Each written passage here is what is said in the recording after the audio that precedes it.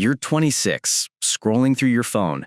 An old college friend just posted engagement photos. Another just announced they landed their real job. Meanwhile, you're still figuring things out. If you've ever felt that quiet, sinking panic that you're somehow falling behind, you need to see this. Because that feeling isn't just in your head. It's a warning sign. So for this video, I went deep into Dr. Meg Jay's groundbreaking book, The Defining Decade, which completely changed the conversation about our 20s. I pulled out its core genius to create a clear, no-nonsense roadmap. We're going to cut through all the noise and focus on the 3 and only 3 areas that actually matter. This isn't about adding more pressure. It's about giving you a map. By the end of this video, you will know exactly where to put your energy to build a life with intention, not by accident. You'll stop feeling like you're falling behind and start feeling like you're in control. So, what is that tiny 1-degree course correction that completely changes where your plane lands? It's not some magic bullet or a secret passion you have to uncover. It's one simple, powerful mindset shift. Be intentional. Stop treating your life like something that just happens to you and start treating it like something you actively build. The big secret hidden in The Defining Decade is that the small, deliberate choices you make right now are the investments that will compound for the rest of your life. They create the advantages that other people will later call luck. And it all comes down to focusing that intention on just 3 critical areas. So, let's get into the first one, and it starts with a simple choice between 2 very different jobs. All right, let's talk about work. Most of us think the goal of our 20s is to have an identity crisis. We believe we're supposed to wander, to explore, to wait for a lightning bolt of inspiration to strike and tell us who we're meant to be. But that's only half the story. The real key isn't just finding yourself, it's building yourself. And you do that by acquiring something called identity capital. Identity capital is the collection of your personal assets. It's the currency you use to purchase the jobs, relationships, and opportunities you want later in life. Some of it is concrete stuff that goes on a resume, like degrees and job titles. But a lot of it is personal, like how you solve problems, the city you choose to live in, or how you speak to people. Without it, you end up like Sarah. At 27, Sarah felt completely trapped. She moved from one random job to another, waiting for that lightning bolt of inspiration to tell her who she was supposed to be. Meanwhile, her friends were moving forward, and she felt stuck. She was having an identity crisis, but she wasn't building any identity capital. After getting a push, she found herself with 2 options. Option 1, a job at a cool local coffee shop. It seemed easy, fun, and definitely not corporate.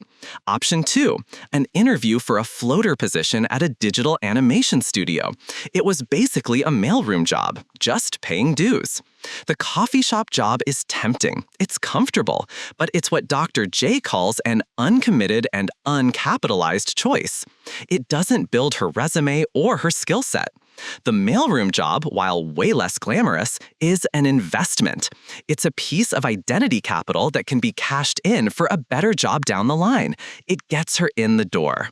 What actually matters in your 20s is not just having a crisis, it's building capital during your crisis. You don't wait for a lightning bolt, you get to work.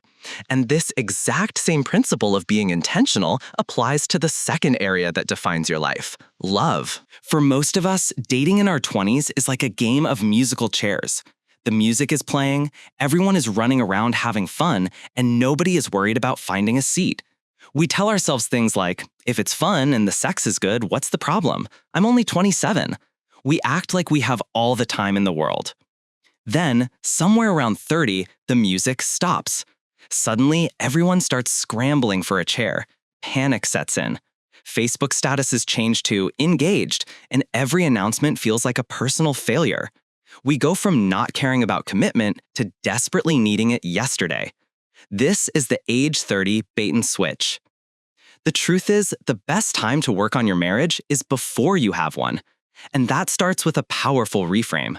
We've all heard the saying, you can't pick your family. But in your 20s, that's no longer true. For the first time in your life, you are about to pick your family. Consider Emma. She grew up in a chaotic home and always felt like an outsider.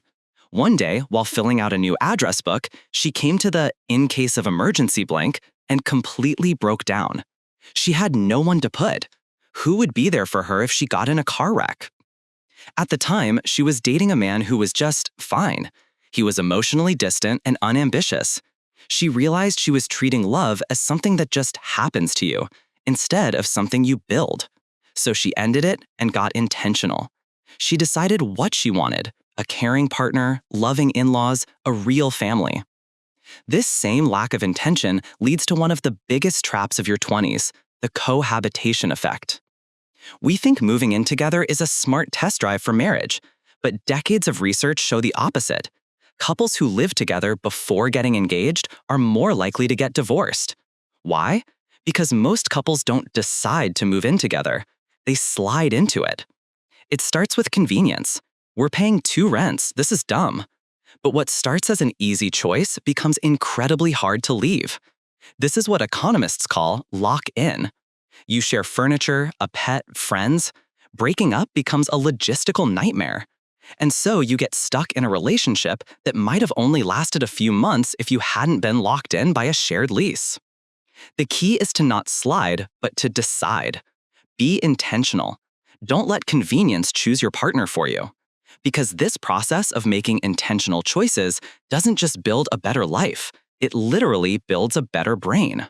You may have heard the story of Phineas Gage, the railway worker who had a metal rod blown straight through his head and survived. But he wasn't the same.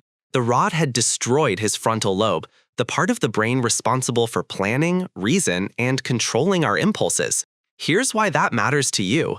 The frontal lobe is the very last part of the brain to finish developing, and it happens in your 20s. Right now, your pleasure-seeking, emotional brain is fully formed, but your rational, forward-thinking brain is still a work in progress. This is why you can feel so uneven, brilliant one moment and completely clueless the next. But this development doesn't just happen on its own. It happens through experience. The jobs you take, the relationships you pursue, the problems you solve, these experiences are physically wiring your brain. Through a process called survival of the busiest, the neural connections you use get stronger, while the ones you neglect wither away. You are, quite literally, building the brain you will have for the rest of your life. Take Danielle. She had a nightmare boss who yelled at her daily. Her emotional brain was in overdrive. Every mistake felt like a catastrophe.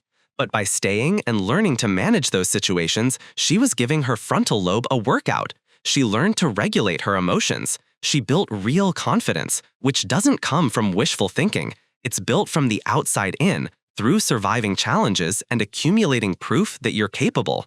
But what if you do the opposite? Meet Sam. He drifted through his 20s, crashing on couches, waiting to feel better before he started his life. But his therapist told him something profound. The brain transplant he wanted would come from a life transplant. You don't wait to feel better before you join the world. You join the world to feel better.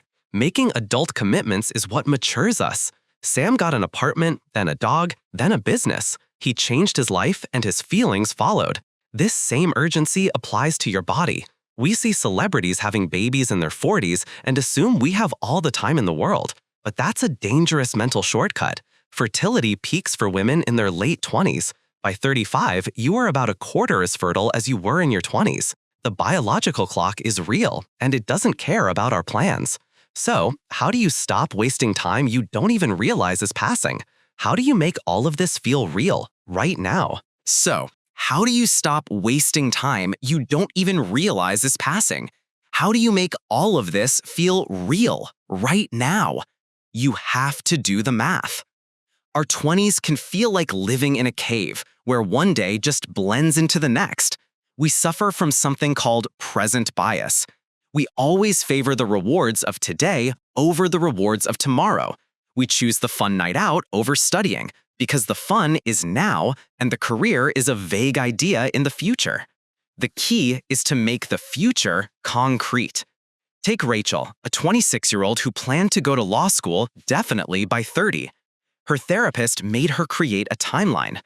Okay, start the process at 30. That's a year of applications and prep, then 3 years of law school, then a year to pass the bar and find a job. Suddenly, she's 35. What about marriage? Before kids, she said. And kids, definitely by 35. Her life didn't add up. She planned to do 5 years of major life events all at the same time. Once she saw it on paper, the abstraction disappeared. The urgency became real. She realized now was the time. She got a job at a law firm to get started. Okay, so this can feel like a lot. So let's end with one laughably small, non-intimidating first step. The goal isn't to plan your whole life. It's just to cast a vote for your future self. Tonight, open a document or a notes app. Write down one thing you'd like to have or be doing by the time you're 30. Just one. Then, underneath it, write down one tiny thing you can do this month to take a single step in that direction. That's it. There's a sign outside Rocky Mountain National Park that reads, "Mountains don't care." It's a reminder that when you enter the wilderness, you have to be prepared. The mountain doesn't care if you meant to get off the peak before the lightning storm or if you're a really nice person. Adulthood is like that. There are choices and there are consequences. The future isn't written in the stars. There are no guarantees.